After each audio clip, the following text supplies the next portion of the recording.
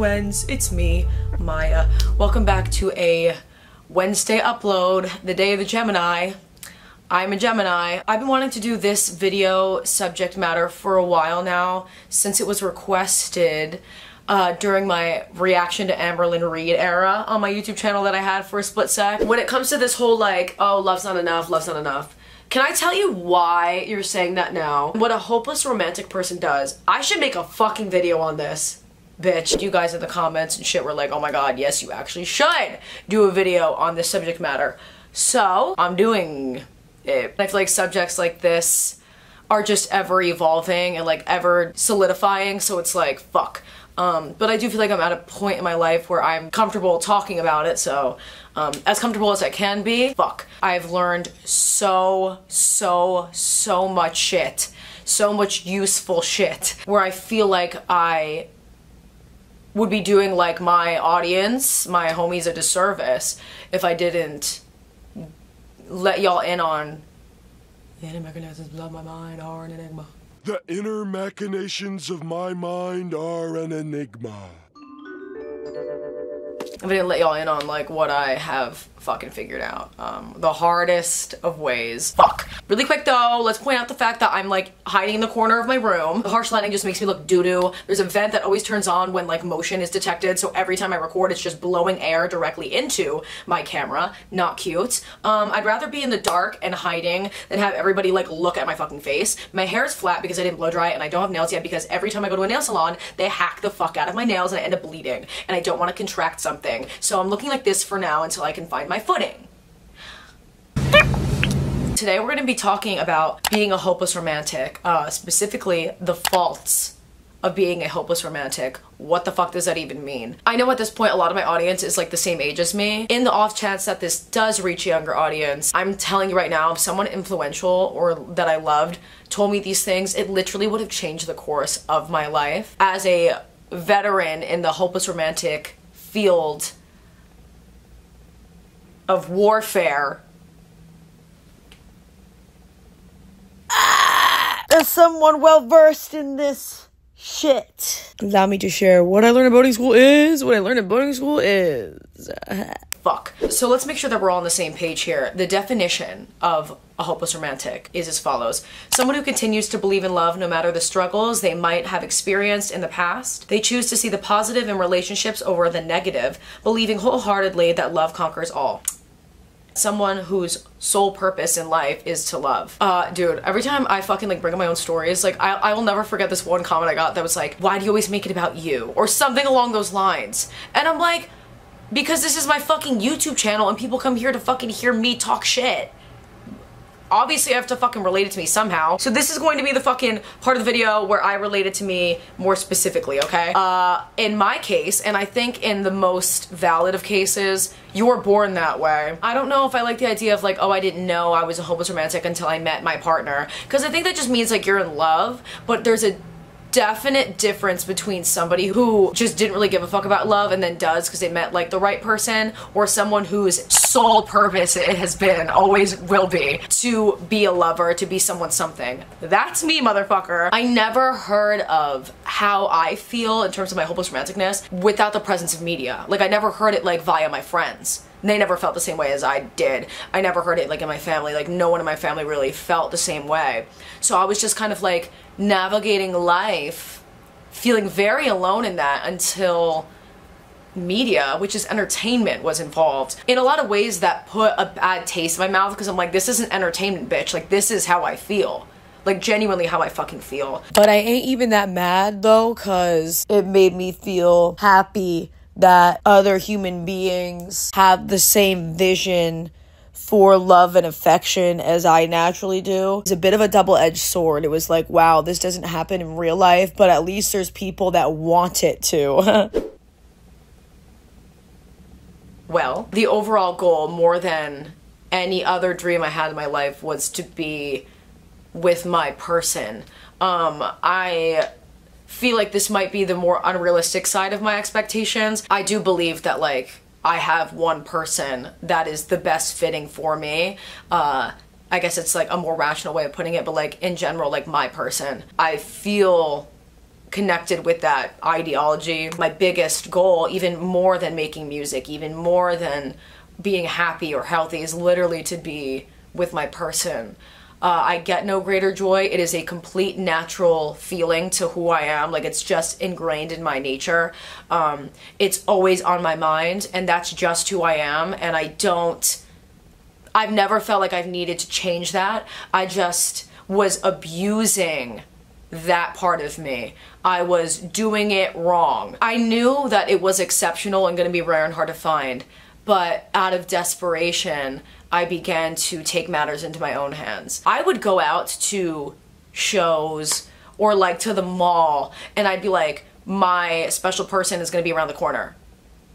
That was my mentality. I'd be like, I would literally physically turn the corner and bump into like my person. Being so sure and working so hard and wanting it so bad, there is a degree of desperation that kicks in. In that desperation, people do the wrong thing and make the wrong choices. So you'll find a person, literally any person that sticks around for a spell, just somebody to know. And we just kind of hope that this could be the one. What it really translates to is, I'm gonna make this person be the one for as long as I fucking can convince them and myself of that is the case, and it never is. In this process, those involved eventually do sometimes believe in the fallacy. They end up believing in it. The partner tries to live up to like the expectation that is set, which eventually they get tired of it. It comes crumbling down in a very volatile way. And you, as the lover girl, begin to forget that this was built on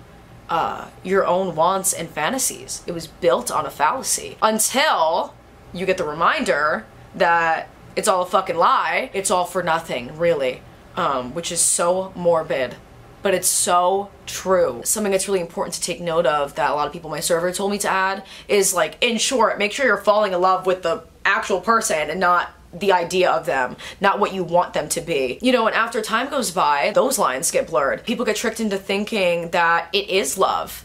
Because the more that you're around someone, the more close you get to someone, the more time you spend with someone, it's hard to know if it's not just like a fucking laziness thing or a desperation thing. When in reality, it's all just the wantingness for something to work out.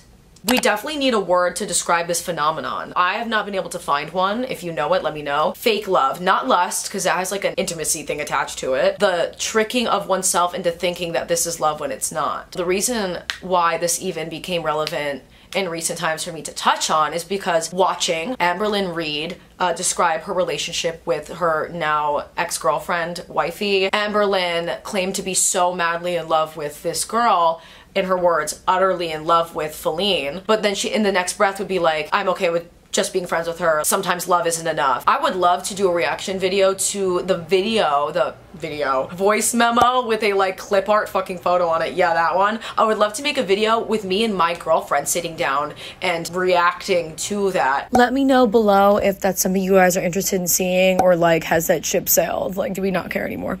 Anyway, you can't actually be in love with someone and then them not be enough. You're just lying to yourself, or like you're just wishing that it was enough. We need to like come up with a word that separates love from the bad. Love from the bad, because that's like what they know the word to be, and then how I feel. There needs to be like some kind of clarity in this subject matter. If we're gonna have to start making up words, let's fucking make up words. Here's a word for you. Fuck. Just kidding. The word is limerence, motherfucker. Limerence occurs often because people who are naturally obsessed with love, without even trying, find people essentially to take it out on. Limerence is a synonym for obsession, and intrusion of thoughts. So that weird, like, stalkery, obsessive personality type, like, that's what that is. You can have that in love, but how often is someone actually like with their person? A lot of that is just channeled incorrectly. That obsession and that natural desire to be obsessed with someone, right? It often is misplaced. It's not naturally manifesting itself. You're forcing it. End all be all, you know, you want what is true. You want that real love, and if you're faking it, you're not gonna get it. And I feel like that's like the most obvious discrepancy, but like when you're young, or when you're in the mindset like that, when you're in a dark place, it is not screaming at you for some reason. It's not enough of a driving force away from trying to make something work that's not supposed to fucking work. You will put energy and devotion into something and you'll want it back. Like, you display and lead by example, hoping that you'll get requited whatever. You can, in the name of love, want to change people to be a better version of themselves, whether that's for themselves alone, for your relationship, for yourself, but that in and of itself is very, very toxic. I talked about this in my like how to navigate dating video, a veteran's perspective on dating. Honestly, like the whole point of true and authentic love and being a hopeless romantic is you have to love someone for who the fuck they actually are. Because otherwise this is all for fucking nothing and it's all stupid. So if someone isn't what you want, they're not your person. So don't even go there. Like, just don't even go there. Like, literally just keep your door open for the someone who you just like who the fuck they naturally are. Within the confinements of a standard set that is not resonating with one person involved or forcing someone to fit into a certain mold, people begin to resent each other. People get fatigued and crack under the fucking pressure that a hopeless romantic will put onto a relationship. And that really goes to show too, it just reiterates that that motherfucker's not for you because they don't get down like you. And then after all this shit, you're left with more trauma and heartbreak than before and less time in life to love the right person. Bitch, the clock is ticking. I'll get like, but for real. I would like to interlude into how I began to avoid this vicious and very toxic and abusive cycle. Set your fucking boundaries and do not fucking fall back on them. It took me, I don't know why, so many years to just get serious about that.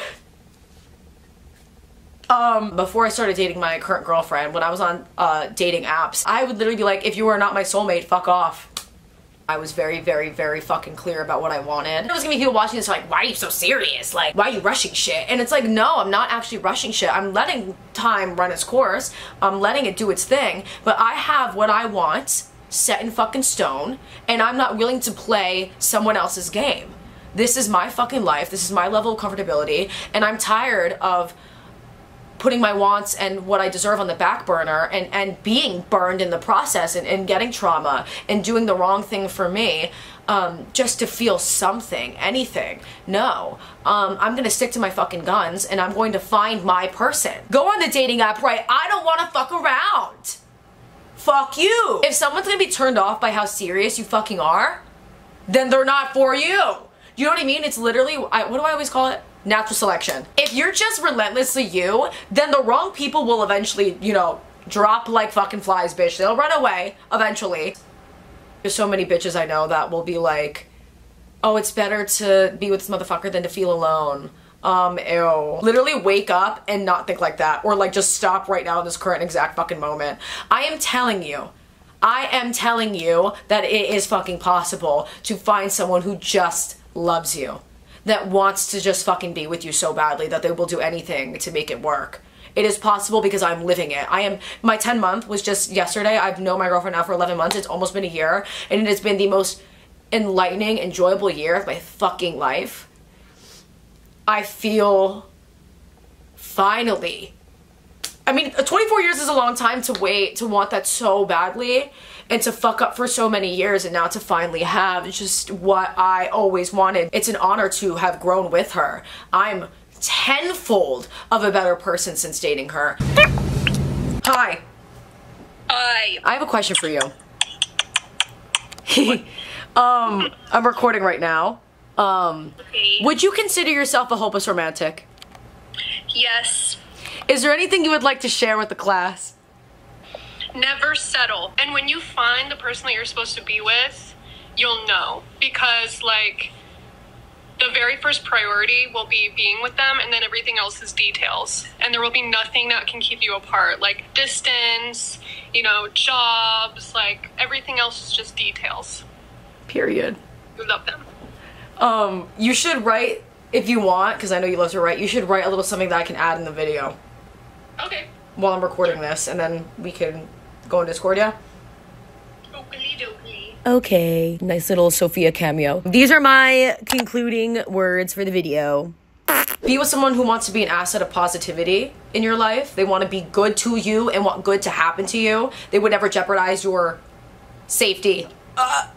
Your goodness. They choose to understand you. They naturally understand you. They work just as hard on the relationship as you do. They stick around essentially like no matter what, you know, the ride or die. And it is possible, like I said, to find a like-minded lover.